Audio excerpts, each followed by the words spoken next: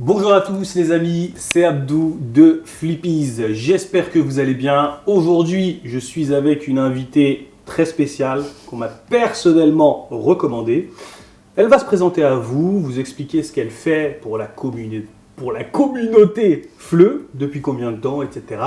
Et le thème de cette réunion au sommet, c'est comment créer des formations en ligne cool, engageante, sympa, etc., etc. Alors, sans plus attendre, je la laisse se présenter à vous. C'est parti. Hello, donc je m'appelle Océane et je suis plus connue du coup pour le Fab Lab sur Insta. Je tiens le labo, tout simplement. Et ça fait maintenant 1 an en fait que j'ai ça. Et en gros, c'est un truc pour apprendre à créer des formations en ligne. D'accord. En gros. D'accord. Et qu'est-ce que tu proposes concrètement sur le labo? Alors en fait, c'est plus un accompagnement où on va partir de l'idée. En fait, il faut venir avec un projet, tu vois. Si tu dis j'ai envie de faire des formations, mais je sais pas quoi, ça... Non. Il faut venir avec un projet de formation précis. Okay. Et en fait, on va aller à travers toute la conception pédagogique, les activités, tout ce que tu peux mettre en place pour créer une formation pas chiante, quoi. D'accord. C'est ça. D'accord. C'est une sorte d'accompagnement. C'est plus un accompagnement. Ouais, c'est ça. Et du coup, c'est un truc que tu peux... Enfin, tu vois, par exemple, j'avais la première session, il y avait des gens qui étaient vraiment... Ils voulaient créer, par exemple, des mini-produits pour le FLE, genre faire un truc en asynchrone, genre apprendre à aller, je sais pas, le vocabulaire pour aller chez le médecin. Okay. Et c'était vraiment un truc très précis, comme il y avait des gens qui voulaient faire genre une longue formation sur plusieurs mois. Et donc, du coup, ensemble, en fait, on va venir construire ce plan-là et voir comment injecter des doses de trucs un peu sympas, quoi, qui changent de la formation classique. Intéressant, intéressant. Si vous voulez en savoir plus sur le labo d'Océane, allez en description, tout y est. Alors Océane, je vais t'expliquer comment se passe la réunion au sommet. Tu as en face de toi une quarantaine de cartes qui ont toutes un rapport. 40 questions. 40 cartes. 40 cartes sous forme de 40 questions. Oui. Un thème avec une question en dessous. Oui.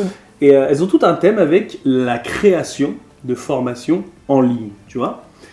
Tu vas devoir choisir 10 thèmes sur lesquels on discutera pendant maximum 7 à 10 minutes. Tu vois ce que je veux dire? Okay. Donc sans plus attendre, je te laisse découvrir les cartes, je te laisse ouvrir l'enveloppe et c'est parti.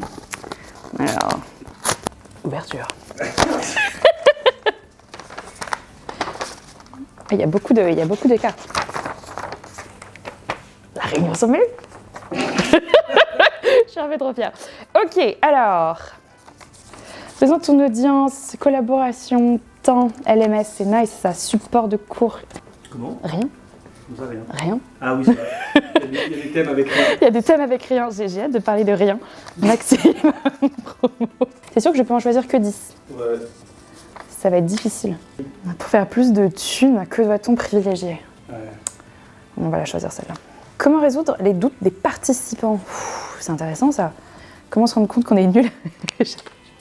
Attends, je sais pas. Je sais pas. Contenu, doit-on donner du support disponible à vie? C'est nice ça en fait. Ah, Flippies, c'est à vie, hein. Ah, c'est à vie, Flippies? Ouais. Dès que je meurs, il y en a plus, ça y est. À vie, c'est ma vie à moi. Récompense, comment récompenser les cracks? Ça c'est pas mal. 1, 2, 3, 4, 5, 6, 7, 8. Magnifique les amis, c'est bon, Océane a trouvé les 10 sujets sur lesquels on allait parler. Dans cette vidéo, nous allons en traiter 2. Océane, quels sont les 2 premiers sujets desquels tu veux parler? Alors, quantité ou qualité? Pour faire plus de thunes, que doit-on privilégier? Quantité ou qualité? Ben moi je dirais toujours la qualité. Toujours. Parce que si tu vends plein de merde, bah, tu vas faire du fric, oui, mais sur le court terme. D'accord. Pour toi, qu'est-ce que signifie qualité dans une formation en ligne? Alors, ça dépend, je dirais, de la forme, enfin, tu sais, de ce que tu veux transmettre. Tu vois, si on reste dans le domaine du FLE, parce qu'on est là pour ça, déjà, ça veut dire que ta formation, si elle apporte une certaine qualité, ça veut dire qu'elle répond à un certain besoin, à un certain problème. Parce que, tu vois, si tu proposes des trucs dont les personnes n'ont absolument pas besoin, bah, en fait, c'est très bien, mais finalement, ça rentre pas dans le truc, quoi. Donc, ta qualité, elle est pas là. D'accord. Donc, je commencerai par ça. Il faut que ton contenu, il soit pertinent. Et bien présenté, donc dans le fond, dans la forme, que ce soit pas juste des listes de vocabulaire comme ça. D'accord. Tu peux mettre des trucs un peu interactifs, enfin tu vois, proposer du contenu qui est pertinent quoi, pour répondre aux besoins de la personne. D'accord. En fait, un contenu pertinent, ça répond directement aux besoins de la personne. Est-ce que tu aurais un exemple de contenu pas pertinent que tu as l'habitude de voir, ou un contenu qui plaît vraiment pas, enfin qui est vraiment mal fait en fait? Ouais. Dans le fleu, je vais chercher, je vais en trouver un, mais tu vois, souvent, j'en parlais la dernière fois, c'est quand t'as les gens, ils proposent genre des cahiers d'exercices, des workbooks hyper beaux et tout, trop bien, puis t'as des questions, tu sais pas pourquoi, en fait, c'est pas expliqué, t'es juste genre, c'est cool, tu réponds à tes questions, genre, c'est qui ton client idéal et tout, c'est génial, mais finalement, je trouve que tu vas pas creuser plus loin que ça. Du coup, pour moi, c'est pas pertinent parce que répondre à des questions, c'est super, mais si en soi, si tu n'appliques pas la chose, le contenu en soi, pour moi, ça sert à rien. Est-ce que tu pourrais nous donner un exemple précis parce que je n'ai pas compris? Ouais, alors je cherche un. Je sais pas parler en fait. Non, tu parles très bien, mais moi j'ai pas. Non, mais je cherche un exemple dans le fleu, tu vois, mais. Quelqu'un par exemple qui veut vendre, je sais pas moi, une formation pour enseigner le fleu aux débutants, tu vois. Ouais. Et lui, il vise des apprenants débutants, hispanophones, admettons. Ouais. Pour toi, qu'est-ce qu'il devrait absolument faire et qu'est-ce qu'il ne devrait absolument pas faire, tu vois? Ouais, déjà, absolument faire, respecter la progression, tu vois, tout simplement. Et ça, vous pouvez aller voir Bloom, la taxonomie de Bloom. C'est la première chose à faire. Après, les trucs à absolument pas faire, ce serait par exemple introduire des sujets dont genre, un débutant n'a absolument pas besoin. Tu vois, genre, tu viens d'apprendre une langue. Tu vas pas aller chez le médecin tout de suite en mode genre j'ai mal au genou, j'ai mal là, machin, tu sais, ça vient plus tard, tu vois. Donc pour moi, je pense que c'est vraiment dans la continuité de la formation, il faut vraiment garder en tête, la personne commence, en gros, elle a besoin de survival trucs, tu vois. De survival. des trucs de survie, en gros, bonjour, merci, au revoir, je suis perdue, aidez-moi, c'est où, enfin tu vois, les trucs de base. D'accord. Pour vraiment un débutant. Et j'irai pas mettre un truc genre aller chez le médecin en unité 1, tu vois. D'accord. Enfin tu vois, vraiment dans la continuité du truc. D'accord. Toi, tu voudrais qu'ils aient une progression, on va dire, logique, une utilisation de la grammaire assez logique, c'est ça? Donc quand on propose une formation, il faut que la progression soit plus ou moins logique.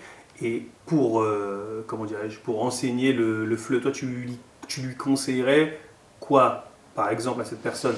D'être plutôt présente ou de simplement laisser l'élève regarder l'écran et il se débrouille tout seul?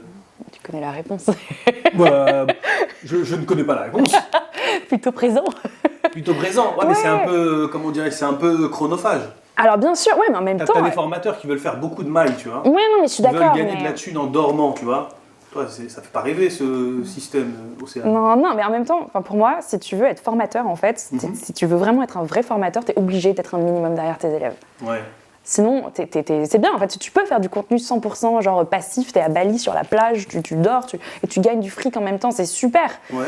Mais en même temps, si tu fais ça, tu surveilles pas les progressions de tes élèves, tu sais pas s'ils sont totalement décrochés, tu sais pas où est-ce qu'ils en sont, tu sais pas s'ils finissent ta formation. Donc en fait, sur le court terme, super, tu fais du fric, mais sur le long terme, ta formation, en fait, elle va mourir. Tu crois? Ouais. Mais si l'élève est motivé, normalement, il a pas besoin de moi pour se booster. Ouais, mais on n'est jamais motivé. Tu crois? Bah attends. Je dis, ça fait 3 mois que j'essaie d'apprendre l'arabe, j'ai toujours pas retenu l'alphabet, genre. Ouais, c'est vrai, parce que c'est pas... Je crois que c'est pas... Ouais, c'est vrai. Non, mais t'as forcément, tu vois, ils appellent ça la courbe de l'apprentissage, où en fait, t'as 4 stades, un petit peu par lesquels tu passes. C'est genre, t'achètes ta formation, t'es hyper content, t'as ta formation, tu vas aller voir tout et tout, c'est génial, tu fais plein d'exercices, tu participes, machin. Après, donc là, c'est vraiment le pic le plus haut, tu vois. Tu viens de dépenser 500 balles dans ta formation, t'es content, quoi. Voilà, ça dépend de ce que tu achètes, mais on va dire 500 balles. Après, tu redescends un petit peu dans le sens où tu commences à rentrer dans ta routine et tu es quand même content, mais tu n'es pas autant au taquet que quand tu venais d'acheter ta formation. Après, il y a le pic en général qui arrive en fonction du temps, mais souvent c'est 3 mois à peu près sur un truc assez long terme, où là tu commences à rentrer dans le dur, parfois tu te rends compte que ça te prend du temps, que ça te prend de l'énergie, que ça te prend beaucoup d'investissement. Donc en général, tu coupes un peu. Tu vois, c'est comme la salle de sport. Le 1er janvier, tout le monde est au taquet. Le 31 mars, il n'y a plus personne. Et après, tu remontes, en fait. Et souvent, en fait, le problème, c'est que tu remontes, tu ne vas pas remonter tout seul. Tu as besoin d'un truc qui va venir te motiver, tu vois. Soit, ça peut être un email, Ça peut être Du formateur, un email du formateur. Bien sûr, ouais. Ça peut être je sais pas, tu vois, un post passé du formateur, ça peut être genre une communauté, ça peut être des challenges, ça peut être plein de choses.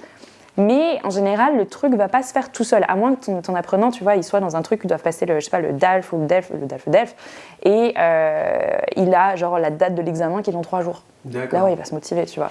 Mais en général, cette remontée d'engagement, en fait, c'est le formateur qui va venir booster l'élève. D'accord. Pour toi, c'est pas possible de proposer à la fois de la qualité et de la quantité? On peut pas proposer 30 formations en ligne super qualitatives? Ah si, mais par contre, tu dors pas, quoi. Comme ça, tu dors pas. Pour la créer, tes 30 formations, faut le faire quand même. Une fois qu'elles sont créées. Ah oui, mais c'est juste qu'après, pour moi, je pense qu'il faut un minimum d'engagement quand même derrière ta formation. D'accord. C'est pour ça que j'aime pas dire revenu passif, parce que c'est pas forcément passif.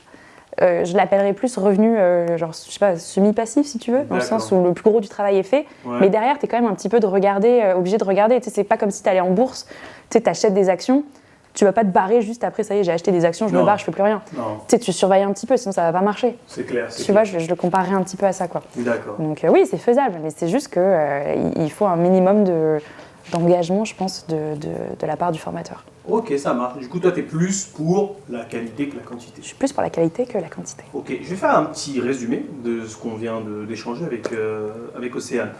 Quantité ou qualité, je pense que la question elle est vite répondue. Elle préfère 100 fois la qualité. Pourquoi? Parce que c'est bien de faire de la quantité, c'est bien de gagner des thunes, mais on ne sait pas vraiment si on aide les gens. Mais ce qui est sûr, c'est qu'on peut avoir des gens démotivés, parce qu'au début, quand on achète, voilà, on est super content. Mais au bout d'un moment, quand on est démotivé, c'est là que vraiment ton boulot de formateur doit intervenir en fait. Donc tu interviens, soit via un email, soit via un live ou quoi que ce soit, on va en parler peut-être après. Mais essayez d'être présent quand vous proposez des formations en ligne, c'est super important. La qualité, allez-y, c'est possible de faire de la qualité et de la quantité en même temps. Mais il faut charbonner, il faut être inhumain. Est-ce que c'est ça? Alors, inhumain, non, mais faut pas dormir, quoi. Surhumain, pardon. Surhumain, oui, c'est vrai. Je suis inhumain. Je déraille. Merci pour... Comment? C'est l'air écossais, ça. Exactement. Merci pour cette première carte, Océane. On va passer à la deuxième carte. Quelle est-elle? 5 outils indispensables. D'accord. 5 outils indispensables pour? Pour créer une formation, entretenir la formation, j'imagine, tout ce genre de choses-là. Donc Bien, on a LMS, pub, email, présentation, etc. Alors, il y en a plein d'outils, et c'est un peu mon problème, c'est que j'ai trop d'outils. J'ai un petit peu j'aime bien avoir plein d'outils, mais 5, je pense que déjà, LMS, c'est la base. D'accord. Pour moi, c'est vraiment hyper important. Et, c'est quoi une LMS pour ceux qui ne le savent pas? Learning Management System. En gros. D'accord. Vas-y. Learning Management System. Je demande c'est quoi une LMS? Learning Management System. C'est quoi Learning Management System? LMS. Une définition en français. Ça fera 500 € s'il te plaît. 500 balles, ok. Vas-y, je t'ai laissé la protagoniste. Du coup, en gros, c'est encore un peu comme une classe virtuelle. Tu vois, comme tu sais, ton carnet de correspondance quand tu étais au collège ou au lycée, c'est un peu ça. Où en fait, sur une plateforme en fait, où tu vas pouvoir déposer du contenu pour tes cours, des quiz, des devoirs, du contenu en gros pour tes cours. Les gens en général, tu les ajoutes par classe, tu vois. Et là, tu as ta classe qui est gérée par ça. D'accord. Cynthia, elle en parle très très bien. Cynthia Cravo, du coin des profs bleus. Elle en parle hyper bien. Donc, allez voir ce qu'elle fait. Je vais mettre la chaîne de Cynthia en description et aussi la réunion qu'on avait faite avec Cynthia. C'est ça, parce qu'elle en parle très très bien. Mais pour moi, ça c'est vraiment la base parce que du coup, ça te permet, en fait, déjà, ça fait vachement plus pro. Parce que tu sais, avant, moi je sais que j'ai commencé comme ça, où j'envoyais un mail à mes élèves, voilà les devoirs, puis après ils renvoyaient machin, puis ça fait des échanges de mails qui ne terminent jamais. Alors que là, du coup, c'est tout au même endroit. Tu peux caler tout ton contenu sur la LMS. Et après, par exemple, tu ouvres ton cours, boum, tu balances ton contenu, tu partages ton écran, tu partages tes activités, tu fais ce que tu veux. Tu peux même créer des trucs où tes élèves ils vont poser leurs devoirs qu'ils ont écrits, toi tu le corriges, ça envoie la correction. Enfin, tu vois, c'est beaucoup plus smooth, on va dire, et ça change la vie. C'est clair. Ça change la vie. C'est clair. Et du coup, toi, quel LMS tu conseillerais? Alors, c'est difficile. Pour enseigner, enfin pas pour enseigner, ouais, non, pour le FLE. Pour une formation, pour une formation FLE. Tu vois, en fait, ça dépend des besoins, en vrai, parce que déjà, il y a des LMS qui coûtent très très cher. Et t'as pas besoin au début, quand tu te lances, de mettre genre 135 balles, 145 balles dans des LMS. À l'année? Non, au mois. 145 balles au mois? Ouais, Kajabi, c'est ça, c'est très très cher. C'est vraiment, et il y en a des beaucoup plus chers, par exemple, c'est quoi, Articulate, je crois, ou Rise 360. Eux, c'est à l'année, et je crois que c'est un 2000 et des poussières. Euros? Ouais, non, c'est très très cher. Donc déjà, tu vois, il faut faire le tri un petit peu là-dedans et voir quels sont tes besoins. Attends, tu saurais expliquer pourquoi c'est aussi cher ou pas? Il y a, par exemple, Articulate, tu peux faire énormément de choses. Par exemple, au niveau des quiz et tout ça, il y a beaucoup tu peux créer beaucoup de contenus différents, beaucoup de trucs interactifs. Et en fait, ça va chercher un public. C'est souvent des plus grosses entreprises. D'accord. Tu vois, donc pour les profs de FLE, ça s'applique pas du tout. Mais pour le labo, oui. Pour le labo, non, pas encore. Encore? Bah, si tu me payes les 500 € pour le petit conseil de tout à l'heure, oui. Bien sûr.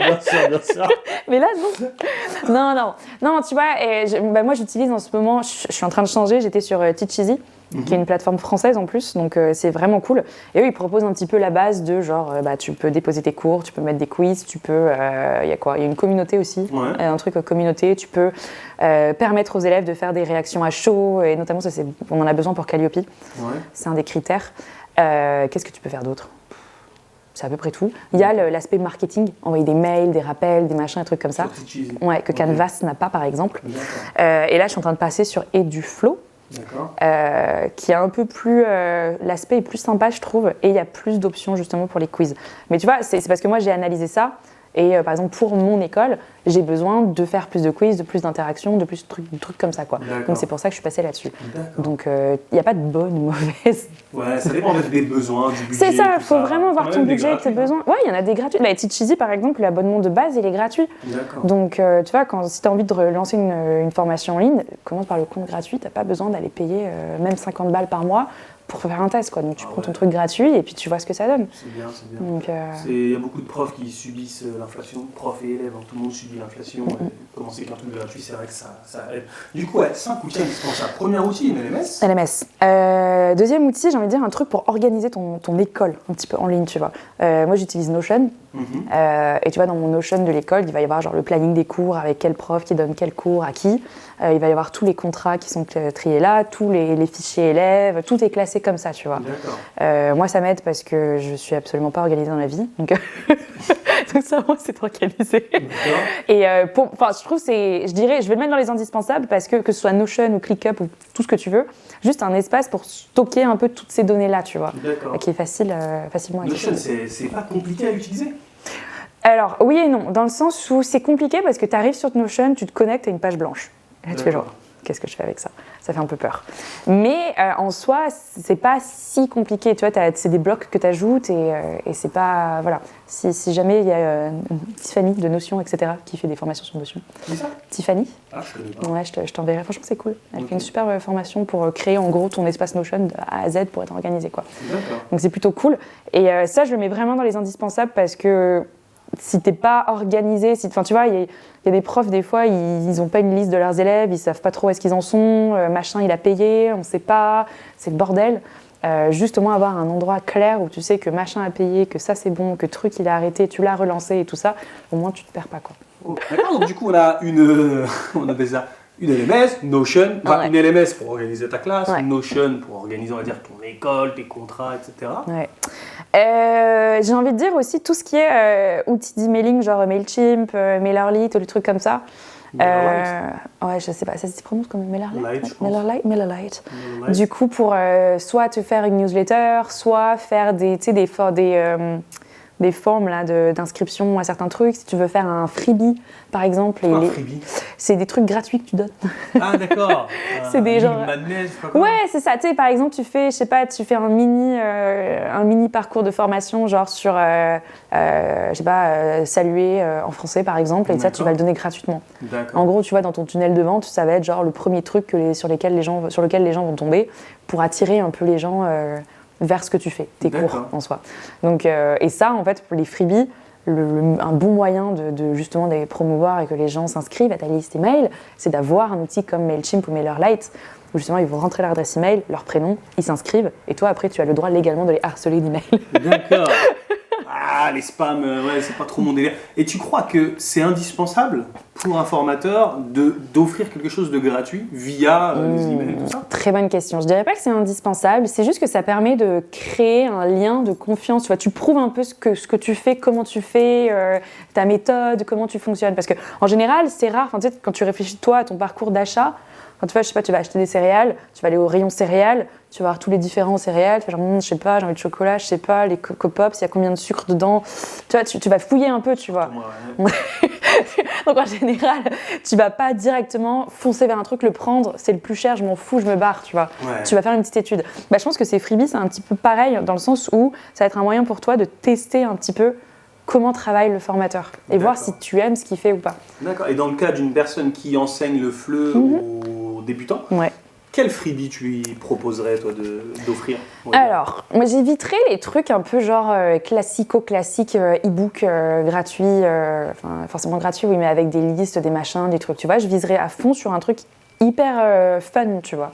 Genre vidéo, Genre quiz. vidéo, ça peut être un quiz, ça peut être une vidéo interactive où tu as un quiz qui est glissé dedans, ça peut être un Geniali, ça peut être un escape game, ça peut être tous les trucs un peu cool comme ça. D'accord. Tu vois, comme ça, tu sais, ça donne un petit peu le peps. Parce Ça sort de l'ordinaire. Ça sort de l'ordinaire, exactement, parce que tu sais, les gens qui font des e-books, il y en a millions de gens qui font des e-books, et tu sais, finalement, c'est quoi, qu'est-ce qui va te différencier de truc qui fait son e-book et toi qui fais ton e-book, finalement, pas grand-chose.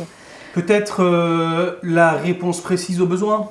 Tout à fait. E-book pour débutants hispanophones, je ne sais pas s'il y en a des millions, mais il y en a peut-être des milliers. Il suffit e-book, parler français, machin, Voilà, des milliards. là, ça bloque, ça bloque. Mais ouais, tu vois, après, tu peux faire un e-book et dans ton e-book, intégrer des trucs un peu fun, tu vois, des petits jeux cool et tout. Clair. Mais c'est juste, faut que ça réponde à un besoin précis et que ce soit genre pas trop long. Ouais. Ça sert à rien de faire un truc de 150 heures ou une thèse sur genre comment se présenter. C'est clair. Mais tu vois, des trucs qu'ils peuvent utiliser tout de suite, quoi. Okay. En the go, un petit peu. Impeccable. Email. Je sais pas s'il y en avait un autre, genre. Attends, email, LMS, Notion. Un outil du formateur. Un truc pour. Si t'es en synchrone en fait et que tu parles avec des gens, il faut un truc genre Zoom, Google Meet. C'est quoi Zoom? Zoom. Je rigole. Ouais, Zoom ou Google Meet? Il y a Google Meet, il y a Zoom, il y a Teams, je déteste. Toi, t'es plus Zoom ou Google Meet? Les deux. Alors pour le labo, j'utilise Google Meet. Pour mon école, j'utilise Zoom tout simplement parce que je travaille avec les ministères et Google Meet, c'est bloqué. Pourquoi? Ils n'ont pas le droit parce que c'est Google et ils n'aiment pas. D'accord. Donc Zoom pour ça. Google Meet, c'est payant?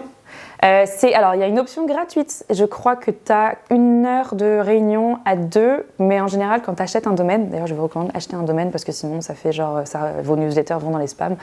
Quand tu achètes ton nom de domaine, chez notamment Google Domain et tout ça, tu as Google Workspace, et là, avec ça, tu as Meet et d'autres trucs. D'accord. Et là, c'est gratuit, mais c'est inclus dans ton nom de domaine, quoi. C'est clair. En fait, ça paraît parfois évident pour certaines personnes. Ouais, machin, mais avant de lancer votre formation, c'est de penser directement à comment je vais communiquer avec mon audience. Google Meet ou putain, tu l'as dit tout de suite, Zoom. Ou Zoom. Zoom, mais pas Skype, non? Pas WhatsApp. WhatsApp, tu peux. Ouais, franchement, WhatsApp, tu peux. Ou Telegram, ou les trucs comme ça, tu peux. Je pense à le dernier outil. Mais c'est juste que Skype, je sais pas, moi je suis sur Mac en fait et ça marche pas. Ah ouais? Ouais, mon ordi il aime pas. Donc Zoom. Non, c'est ça. Ah, j'imagine bien. Ok, bon, ça va, on a 4 bons outils. Et attends, le dernier? Le dernier, c'est un truc pour faire une communauté. C'est-à-dire? Une communauté apprenante. Ça sert à quelque chose, ça? Ouais, ça sert à quelque chose. Une communauté en plus, apprenante. attends, on en parle à un moment ou à un autre. Non, on n'en parle pas. Ouais, c'est important parce que tu vois, c'est un peu comme, surtout en formation en ligne où finalement tu es tout seul face à ton ordi ou ton e-book. Ouais. Et en fait, le fait d'avoir une communauté autour de ça, c'est que ça crée un environnement en fait, d'apprentissage. Du coup, tu vas rencontrer des gens qui ont les mêmes problématiques que toi, qui traversent les mêmes choses. Donc, tu vas pouvoir échanger avec eux, vous allez vous entraider, vous allez pouvoir peut-être vous tromper, s'auto-corriger et toutes sortes de choses-là. Et c'est hyper important pour l'apprentissage parce que tu n'es pas tout seul face à ton apprentissage. D'accord. Donc, Et cette communauté, en fait, on parle d'outils. Comment tu crées une communauté? Alors, il y en a qui, par exemple, certaines LMS, c'est intégré au sein de la LMS. Teacheasy, ils font ça, par exemple. Et du Flow aussi. Sinon, tu as le classique Slack, Discord. Il y a Circle aussi qui est moins connu. Ça, c'est une télé-réalité sur Netflix, non? Effectivement, ouais. Ouais. Et c'est aussi un truc de une communauté. LMS aussi. C'est pas une LMS, Ah, c'est un c'est truc pas de gestion de communauté en fait, tu vois. D'accord. Et C'est d'accord. ce qui est pas mal, c'est que c'est plus. Discord, c'est très bien, hein, mais ça peut être un peu bordélique. Il peut y avoir genre 150 channels différents et t'arrives, tu fais genre qu'est-ce que je fais avec ça. Ouais. Donc ça peut être délicat. Tu vois, communauté apprenante, c'est bien, mais il faut aussi le faire intelligemment. Il faut pas juste créer une communauté parce que c'est à la mode et que tout le monde crée des communautés. Il faut qu'il y ait un vrai but derrière, tu vois. D'accord. Et aussi, on repart sur la qualité. C'est que si tu décides de créer une communauté, bah, le revenu passif, il n'est pas tant passif que ça, tu vois, parce que tu vas devoir. Mais communauté, moi je laisse les gens travailler pour moi. Bonjour, est-ce que dans le truc, on dit comme ci ou on dit comme ça? Il y a sûrement un autre membre qui va répondre pour moi. Mais tu peux faire un programme d'ambassadeur, un petit peu par exemple, les gens qui sont là depuis un petit moment et qui ont un petit niveau pas mal avancé, tu proposes un programme d'ambassadeur et eux ils répondent et après toi tu leur donnes des points, tu leur donnes accès à des trucs gratuits ou peu importe et ça marche vachement bien. Tu fais travailler ton audience. Et ils te payent pendant que tu... C'est magnifique ça. Hein. C'est beau. T'es pas bête. Ouais, non, rien. Non, c'est bien. C'est pas mal. Hein. Donc je vais. Enfin, je sais pas si t'avais autre chose à ajouter par rapport à la communauté. Non, c'est bon. Donc, je vais essayer de résumer ce qu'Océane m'a dit. Hein, les 5 outils pour créer une formation en ligne à succès. Premier outil, une LMS, pour organiser vos cours, que vos élèves aient tout de centralisé à l'intérieur. Hein. Des emails, pourquoi? Parce que ce serait bien de garder le contact avec votre audience, vos futurs apprenants, et aussi qui vous connaissent un minimum. C'est acheter quelque chose. Pour moi, acheter une formation en ligne, c'est comme acheter quelque chose dans la rue. Tu vas pas aller voir quelqu'un dans la rue et dire bonjour, je veux une formation en ligne. Jamais de la vie tu fais ça. Là, c'est pareil. Tu dis bonjour, tiens, ça c'est gratuit, goûte. Et après, les gens, voilà. Troisième outil, après la liste email, c'est Notion pour organiser toutes vos tâches, tous vos documents, etc. Ça vous permet d'avoir une bonne vision du truc et tout, c'est cool, Notion. Quatrième outil, c'était... La communauté. Non. Zoom. Un outil pour proposer des visios, Zoom, Google Meet, etc. Google Workspace. Avec Google Workspace, vous avez un Google Meet inclus et tout ça. Et le dernier outil, un outil qui vous permet de gérer une communauté. Ok, pourquoi la communauté? Enfin, pourquoi une communauté? Déjà, ça va permettre aux apprenants de communiquer entre eux. Ça va te permettre d'avoir des ambassadeurs qui bossent pour toi. Bon, le mot n'est pas top, mais voilà. Et voilà quoi, les 5 outils et aussi quantité, qualité. Ça, c'était le premier épisode. Dans le prochain épisode, nous verrons 4 autres cartes avec Miss Touillon. À tout à l'heure dans le prochain épisode. Miss Océane Touillon, pas Océane. Miss Touillon, ça passe, parce que j'ai l'habitude. Allez, à tout à l'heure. Tout à l'heure. Génial. Magnifique. Miss Touillon. Désolé, pardon. Miss Touillon. Merde. T'aimes pas Miss Touillon? Non, c'est marrant.